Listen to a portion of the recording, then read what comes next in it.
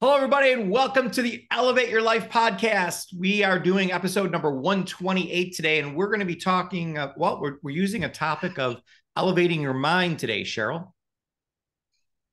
Yeah, I love that because it is definitely part of who we are. I think sometimes people think it is who we are, Yeah. but it is definitely part of who we are. It's not We're not just all one thing. We're going to talk a little bit today, and I'm excited about this, about separating two things out. And I always remember like the angel on one side and the devil on the other. Yep. And I always remember where you're making a choice inside yourself every Yeah. day, right? All the time. Yeah. And as Tony Robbins says, it's in your moment of decisions that your destiny is created. So I can't wait to do this podcast. It's going to be amazing. So the actual title of the podcast is You Versus Your Mind. And you can find the notes at elevateyourlife.com. And let's dive right in, Cheryl, because I'm sure some people right now are thinking you versus your mind. Like, well, your mind is you. So what are you talking about? Right. Isn't that weird? Because it really isn't. Like the way I look at it is you have your mind and your body, and then you have your like your spirit. So this is kind of, and I don't know, I'm going to try to explain it, but like you have and I know like at church a lot of times we talk about your carnal side, or your the side, like the man side, right? So the man side or the woman side, and then you have your spiritual side or your spirit. And I really believe that there is a huge difference between the two. And I think the coolest thing is that we can understand and learn this, and then each of us get to make a decision every day, all day long, in every single area of our life, which way we want to go. Yeah. What do we want to do? Do we want to do what the natural man wants us to do, this side, or do we want to do what we know in our heart, and what we know, on the more spiritual side, Right. right? The good side, I guess. And I think everybody has two sides. It's Sure. not just Sure. But it was my studying and watching, I follow Dr. Dispenza. He's one of my mentors, and definitely someone I admire and listen to often. He was the first person I heard say that you need to treat your mind like a dog. Like, you tell it what to do. This is what we're going to do. Because there is this constant battle, as you mentioned, between two different things.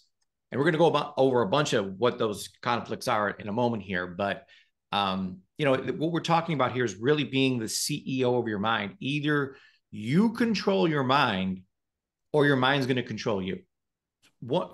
Someone's going to win this battle.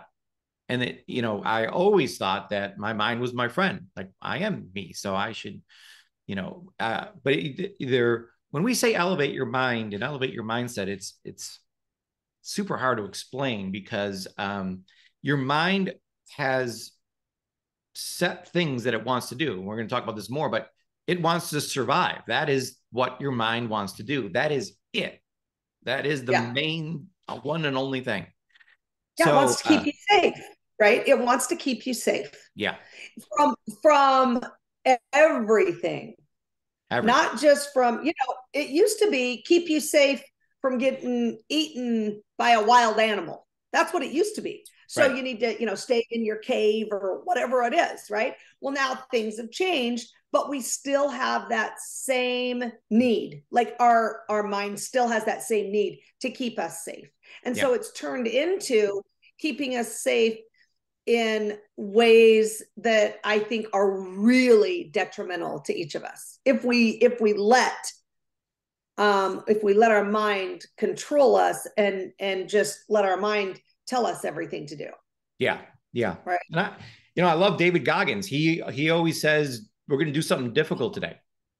And I remember hearing an interview with his roommate, when he says we're going to do something difficult every day, he wasn't kidding. Like, he would think of stuff every day that was so weird that your mind is like, We're not doing that. What do you? There was that one where you have to like run 4 miles, and then you have to or to run 4 miles every 4 hours around the clock. Yeah. It was some kind of right. A 4x4x4 or something for 4 days. Yeah, that's exactly right. Like, what? Like he would think of these things. So the thing in my life, and the thing that we talked about before the podcast, Cheryl and I were speaking, is the cold plunge. So everyone knows if you follow our podcast, that Cheryl and I do the cold plunge every single day. And this is the one thing I can say every single day. I mean, I think we've been doing it for years now. It's still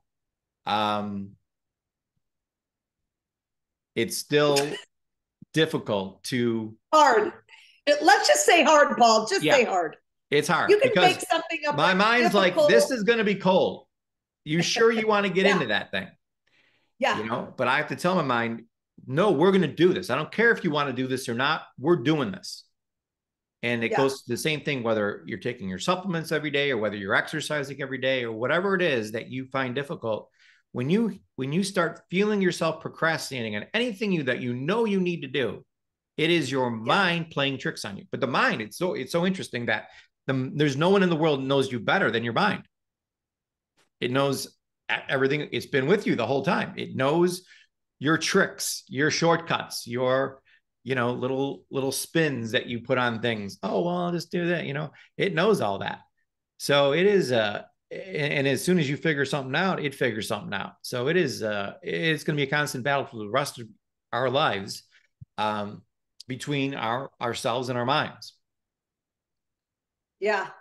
Which I find so fascinating. I think the whole thing is so fascinating. First of all, to even realize this, like I had no idea, right? I didn't know. I just thought I was doing what I'm doing, right? I'm just surviving. That's what I'm doing. And I didn't realize that there were like these great things that I wanted in my life, but that my mind would not let me do them. And I could never figure it out. I couldn't figure out, well, why? That doesn't seem that hard to me.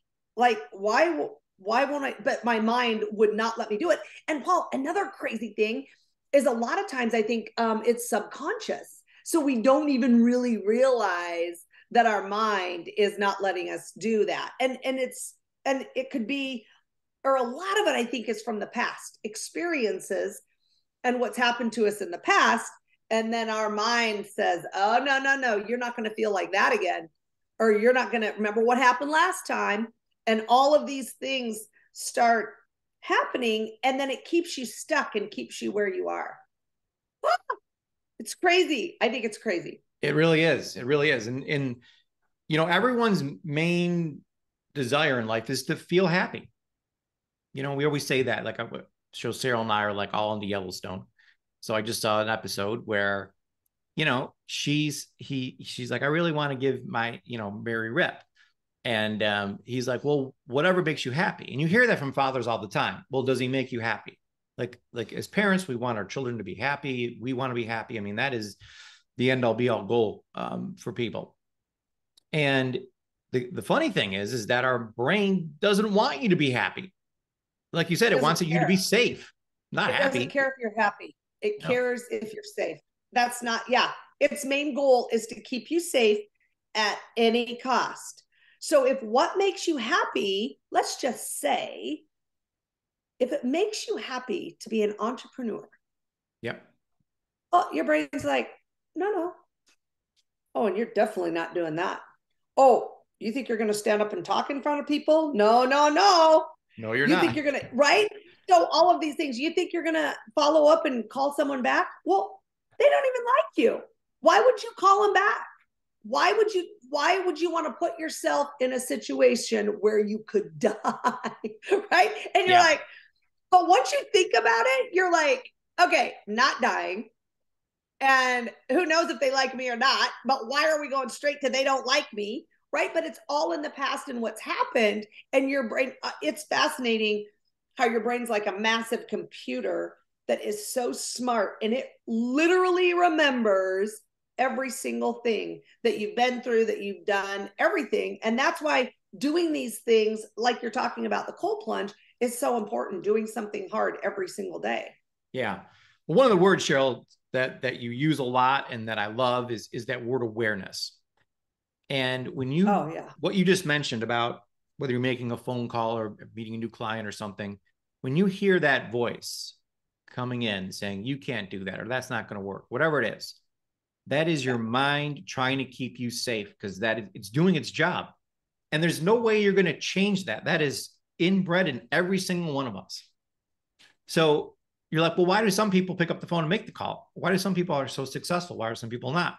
Big thing is that, like, I don't care if you want to be safe and me not do this. I'm doing this anyways. And when you get to that level, because you can be, when you become aware that when you hear these voices or this, any type, again, feeling any type of procrastination that you're doing, it is your mind trying to keep you safe, and you got to battle it. You got to win that war, because if you don't, it's literally the difference between living a great life and a horrible life, in my opinion.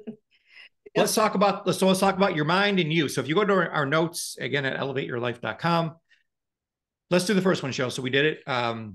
Keep you safe is what you said. So we're reading right across from left to right here. Keep you safe. And then you want to what? Well, you're on this podcast for a reason. You want to elevate.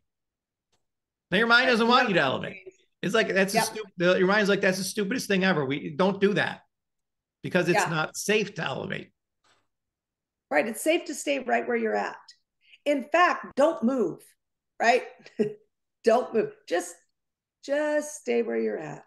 Right. And it's just, it's amazing. And once you, like you said, Paul, once you become aware of this, it's so fantastic to be able to see the differences, like things that you have never realized before. You'll start realizing, but I think it's so fantastic because it'll help you move ahead and say, no, I'm not, not listening to that today. And I'm going to do what I know, because we know, each of us know, what will help us grow, what will help us elevate. Yeah. But we just have to do those things, right? Yep. What's the next line, Cheryl? Survive. Your mind wants you to survive. That's absolutely right. But we know, each of us know, that we want to thrive. So part of us wants to survive and the other part wants to thrive. And you get the decision, you get to make the decision which one you want to do. Yeah, it's that simple. I mean, we always people, I think, try to make things out to be so difficult, but this is the battle right here. We always think, we're competing against another company or another person or something. It's never you versus anything else. It's always you versus you. It's you versus your mind. And winning this battle, winning this war, is the ultimate victory. So the next one is stay in your comfort zone, which is what your mind wants to do. As you said, let's just not move. Let's just stay here because it's comfortable, and so many people are looking for ways, boy, that would be more comfortable if we did that. If I did that, or if I had that, I'd make my life more comfortable. This new chair, this new TV set, this, whatever it is that would make my life easier. But your mind wants you want to grow. I mean, that is a human need that every single person has, is the need for growth. And if you're not meeting that someplace. Yeah. And I think you can't stay in your comfort zone and grow at the same time. No, it's impossible. Like you can't do both, right? You can't. And I know, look, I like to think that I was one of the best at, well, I'm just going to stay a little bit in my comfort zone and then I'll grow just a little bit. I'll just maybe something, real small, right? So yeah, absolutely. And there's always that first step that you have to take outside the comfort zone. But even being able, of course, to realize, hey, I understand that I want to stay in my comfort zone.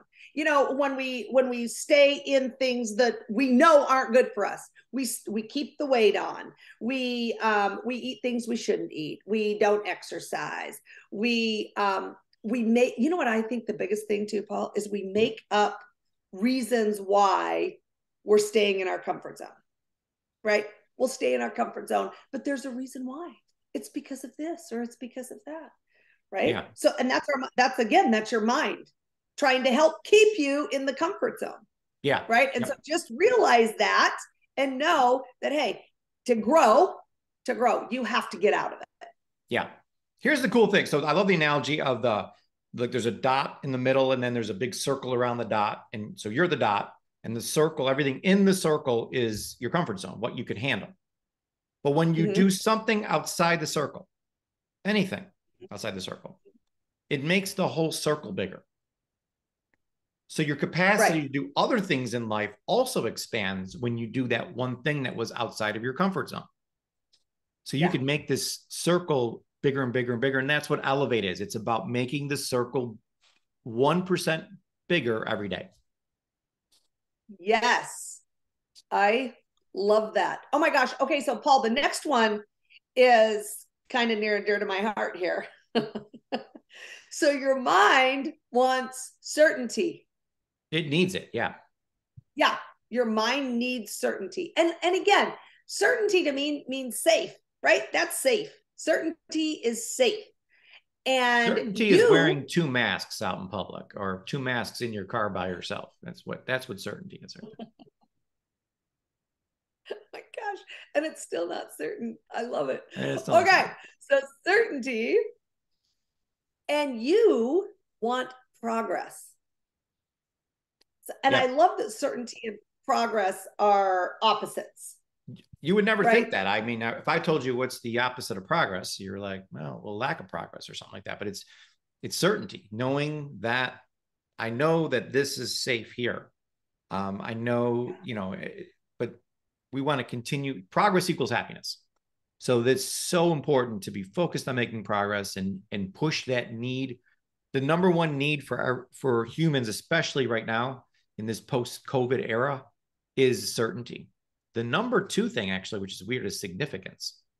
They want to be known, or so there's a lot of this narcissism going on, which we're going to be talking about in our next podcast when we talk about the 8 Bible verses that will elevate your life. So it's so interesting, Cheryl, that our mind wants the certainty, but we want this progress. And the next thing is our mind wants to do everything possible to avoid pain. We don't want pain. Yep. But you also can't, if you're not doing anything fun, you can't experience any kind of pleasure or joy in life. Yeah. And I want to step back 1 second to certainty again, because I just thought of something that I think is so important. I think that certainty is keeping people in cycles and places that they don't want to be. So jobs that they don't want to have, but it's certain. And so, I have a really good friend who's always wanted to do this thing. She's wanted to do it forever. And she will not leave her job to do it. Yeah. And I'm like, but you're fantastic at it. But the certainty is so important to her that she has this. And I said, but you could be like the best ever at that. And it's just like, no, I don't want to do it. I want to stay right here. So keep that in mind. And when we're talking about certainty, we really are talking about if you're not doing what you want to do, and if you are not where you want to be right now, you've got to look at these things. You've got to look at these things that are going on and consider that certainty might be one of those things that you really have got to take a look at. Absolutely. Because that just sparked a thing in my mind, that there's the 2 things that are totally crazy to me is how many people stay at a job that they hate and how many people stay in a marriage that they know is wrong or they hate too. Right.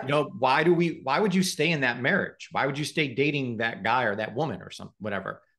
Yeah. It's because it's certain, what you're dealing. Maybe the next person will be even worse. There's unknown. That's so bad to think like that, Paul. Well, that's how our minds work. That they're thinking, well, I know this is bad, but at least I know what I'm dealing with here.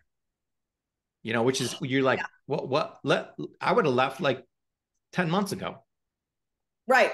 But they're they can't make the progress. They want the certainty. Same thing with a job. They're like, I feel I got some tenure here. I've been here 2-3 years, so I'm good. And they just stay there in a place they hate.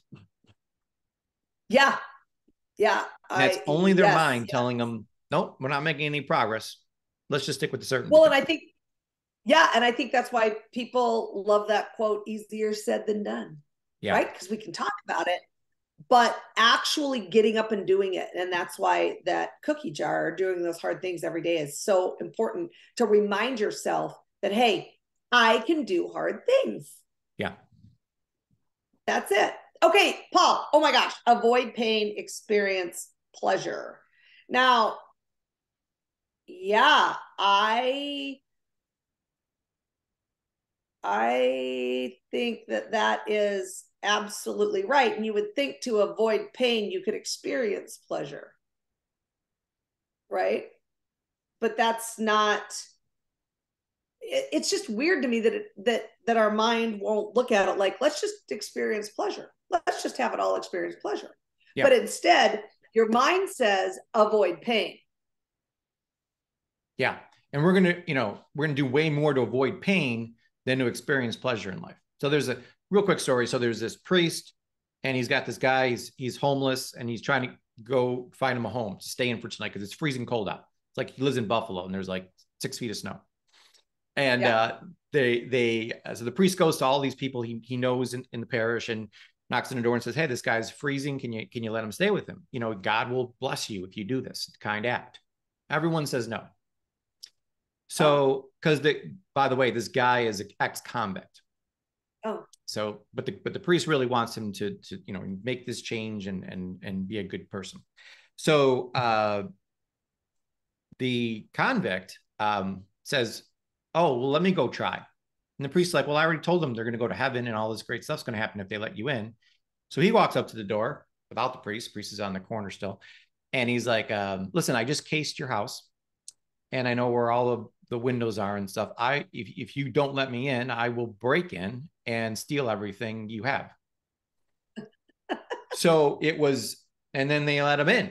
So it was that, it's a bad story, but it's that is a really bad story. It's a concept of, people will do more to avoid pain. Like but you tell them all these great things are going to happen to you if you do this, and people won't do it because it's not enough to overcome the mind that wants to avoid pain. Well, yeah. And the interesting thing is to me is that as you avoid, you'll only do so much to avoid pain too. You're not going to do more. As long as you're not in pain, then you'll sit in whatever you're in and in the cycle until the pain gets bad enough that you make a change. Yeah. Right. So I just find it so fascinating that we've got someone working against us at all times. Yeah. Well, so the cool trick I use with this one is that I decide what's pain. So with the Elevate Your Life concept, what I've come up with is that the most painful thing in the world to me is being in the same place tomorrow that I am today. So my mind wants to avoid that because I've wired my mind to say that's the most painful thing. So, right. Yeah, you can use this to your advantage. Yeah, I really like that. Okay, avoid serious relationships. That's your mind speaking to you. And the U is love and connection. So you want love and connection. We all do. I think that community, and I think that that's why significance is such a big thing now too, because we spent 2 years kind of isolated, right? Mm-hmm. And so now it's like, gosh, and so we're really all wanting love and connection, but with love and connection comes pain. And so your brain starts telling you all of these things. And so it's making you avoid those serious relationships. It wants you to avoid the serious relationships because why? You might get hurt. Well, you've been hurt in the past. Listen, I've had 6 relationships in a row where, the woman broke up with me or, the guy broke up with me, whatever it was. They were all painful endings. So why would I Yeah. put myself in that situation again? I mean, how many Right. times have I got to be in a bad relationship before I just give up on this relationship thing? You know, it doesn't take Right. many. And especially if there's a couple bad ones, really bad ones in there, your mind will be like, no way, we're not getting another relationship. And I know a ton of people now that are single and they've been single for so long. I'm like, oh my God, you should go out and date again or something. And they're just like, no Hey, way.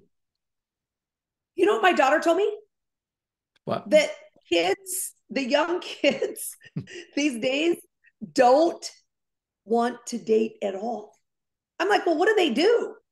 Like, do they just talk on social media and then what? Like, what's going on here? I was so anyway, sorry, I got off Are they track. trying to But avoid I serious think relationships, or is there something else that they're trying that's to avoid? no. I think that it's the same thing. They really don't know. You know, their brain's telling them, oh my gosh, you know, if you go out there, you know, you'll get hurt if you put yourself out there. You don't look like everybody on TikTok, and you don't look like so and so on Instagram. So nobody's gonna like you. Nobody's gonna like me. You know, and I think they're just caught up in this whole avoidance thing. And I do think it has everything to do with their brains, Yeah, you know, I and agree. realizing that. So, and I think the next one takes care of that, doesn't it, Paul? Well, I think it Because definitely instead explains of what you being just said. Yeah.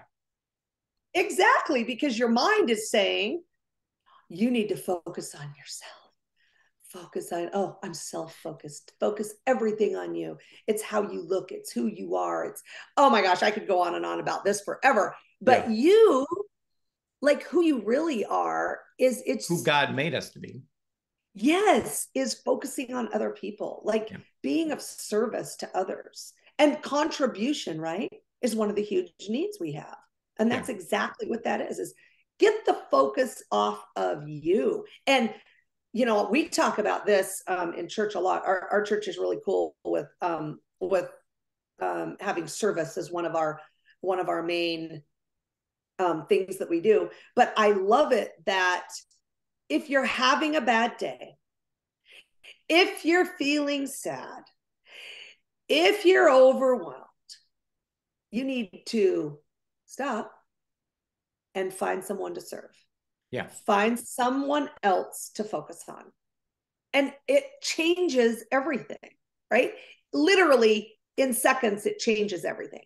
So I love that. And I love that whole idea. And that's just another way of you taking control of your mind and saying, no, I'm not going to focus on me. I'm going to focus on others. Yeah. And so many people, when they get out of a bad relationship, they're like, no, I'm not going to date for a while. I'm just going to focus on myself. I mean, they literally say those words, you know, and it's just their mind saying that because it wants to protect that person.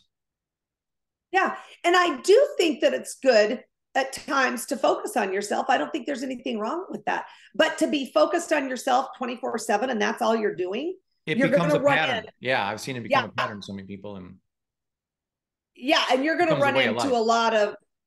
a lot of problems. You'll run in. That's not good because it's not, you know, that is not what makes us happy in our lives.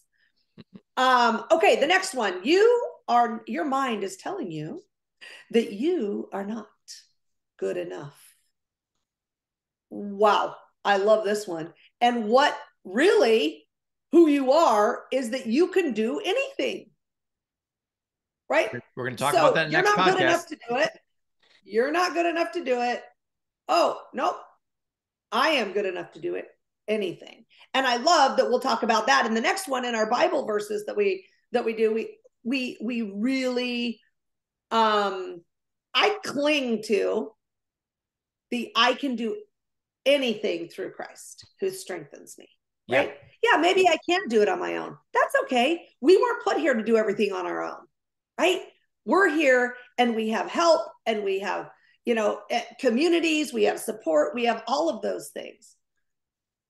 So, but you just have to realize that you can do anything. And believe me, your brain wants to tell you, your mind wants to tell you that you can't do anything.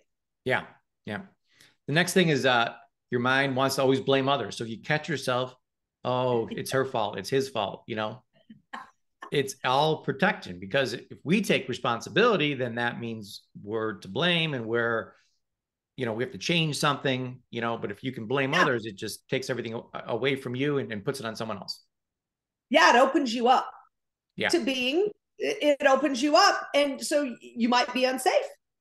You might be unsafe if you take responsibility. And besides, if you take responsibility for where you're at, then who has to fix it or change it? You do.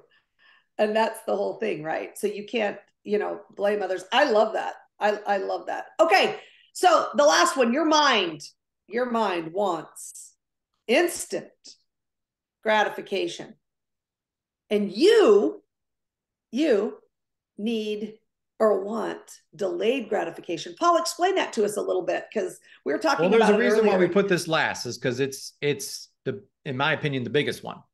And this is the battle of battles. So if it's your mind versus you is the battle, this is the war right here. And I just think I see success in anything, business, weight loss, this, health, whatever it is. It's the people who are losing always look for instant gratification. And the people winning understand that I got to focus on delayed gratification, that, there's a thing I want now and there's a thing I want most. Which one of those two things am I going to choose? That's it. That's the whole ball game. Right. There's things that I want now and there's things I want most. Which one are you going to decide to do? And there's a little graph underneath here. I thought that was really cool. I saw this amazing study done on gratification where, so let's say you go to a restaurant, you're ordering you're like, you love salad, you should eat salads, chicken Caesar salad is the best thing in the world for you. But then there's this hamburger with a bun and fries. And I don't want to use hamburger. Let's use a donut. A donut. Okay, we'll use a donut. Okay, so it's kind of a weird lunch, but we'll roll with the donut. Hey, listen, you can eat a donut anytime. So the thought of a donut gives you that instant gratification, releases that dopamine, and you feel good for a moment. But then after you have the donut, you're like, man, I shouldn't have done that. And then you see the weight piling on because these decisions compound on each other. So if you continually to choose the donut every single day, your satisfaction over the whole thing ends up getting lower and lower and lower because you become more and more mad at yourself for continuing to make a bad decision. Yeah. What if you chew the donut slower?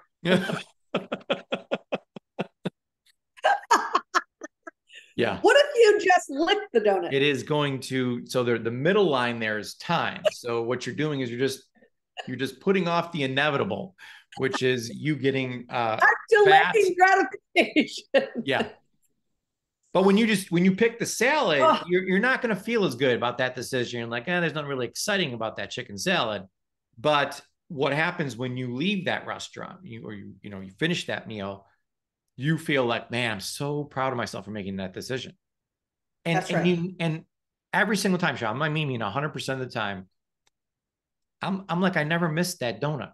I didn't need that. I don't miss that hamburger. I love this chicken salad. Like, I feel so good. I love hamburgers, by the way. That's why I don't want to use hamburger. It's the bun. So let's be specific here. It's okay, yeah. Let us be specific, because I don't want to get on here and say I don't like hamburgers, because that might be my favorite thing on earth. Yeah, they're really good. Besides nachos. And we're not even going to talk about that, because I don't even bring up nachos, because that is, I keep on telling Cheryl, you have to associate pain to nachos. She's like, listen, I've got so much mind control going on, but that's out of the question. Like, that's not going to happen. But I love what you said, Paul, that the more you do it, right? So I ate a chicken salad today. I didn't have that donut, and I feel good. And I'm actually, this is so funny, because I'm doing this right now with the keto diet that I'm doing, the keto 90 diet that I'm doing. And let me tell you, last night, it was late. It was after a tennis match. And I swear to you, the chips were calling my name. I'm not kidding.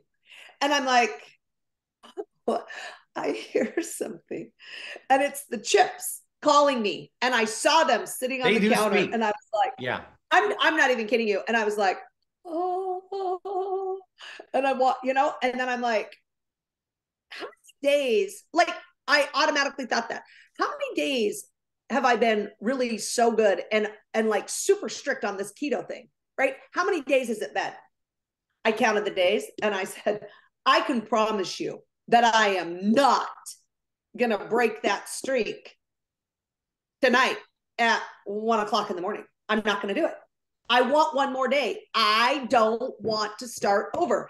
I don't want to do that. I want to. And so having that time, but I'll tell you, it was hard. It took me a while to get the time in, right? It took me a while to get the time in, to be able to momentum going the good way.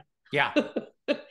Instead of the bad way. So yeah. So I love this. And I really feel this way, that when I make a good decision on something good to eat or something good to do or whatever, at the beginning, for the moment, I'm like, but it's every single time it starts elevating fast, and I start feeling better and better about making that good decision.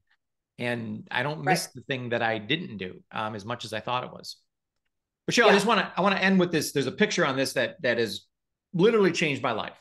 So we're going to do a whole podcast on dope. We should probably do a whole series on dopamine because I've done so much research on this topic. It's fascinating what this one molecule. So there's an unbelievable book called The Molecule of More. I recommend everyone in the world read this book because it really is what's controlling your life. So many times that, when we talk about this instant gratification, we're talking about instant pleasures. So what's going to make me feel good now? And people turn to all kinds of, playing a video game, doing drugs, drinking alcohol, going gambling. All these things are instant pleasures that people are experiencing. And the way our brain was supposed to work is you do this hard work. You have this to-do list. You're making check marks.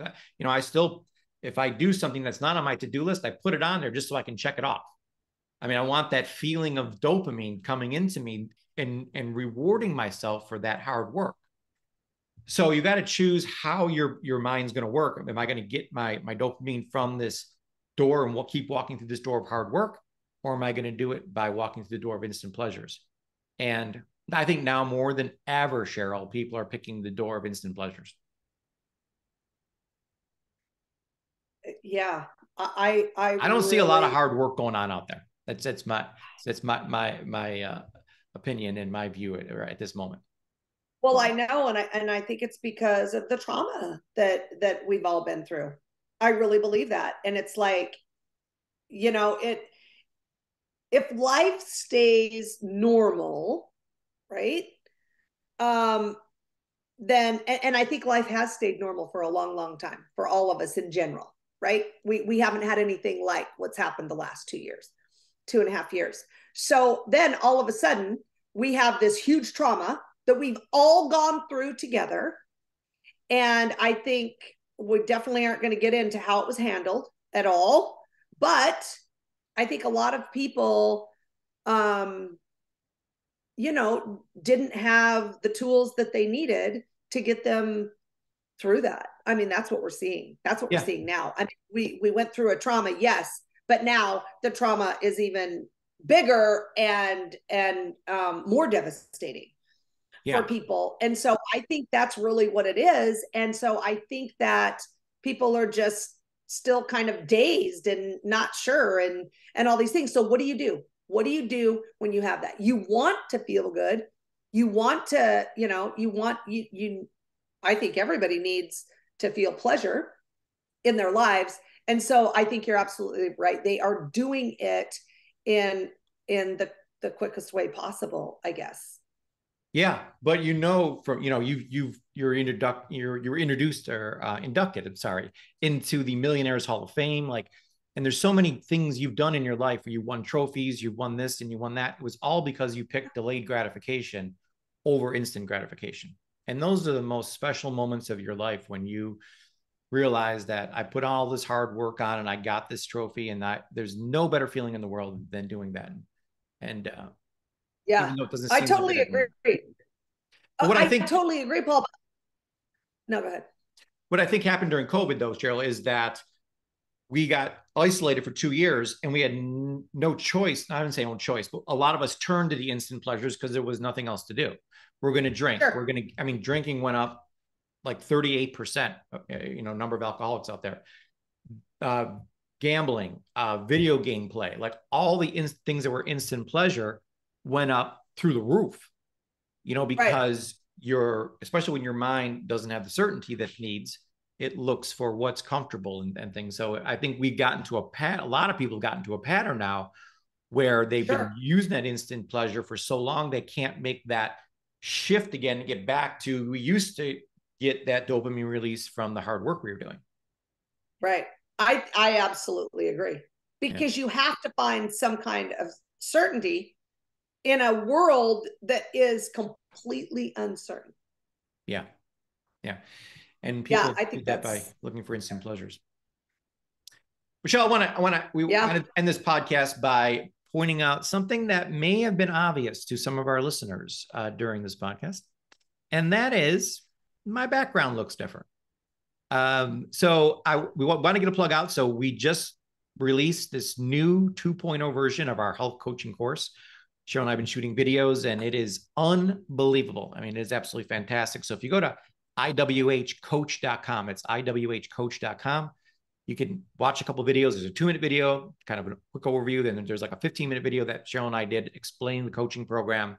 And we just feel like this is the ultimate profession to be in now. We really feel that health coaches are the future of healthcare. So we would love to have you come on board and check this out. And it's just one way to elevate your life by becoming a certified holistic health coach.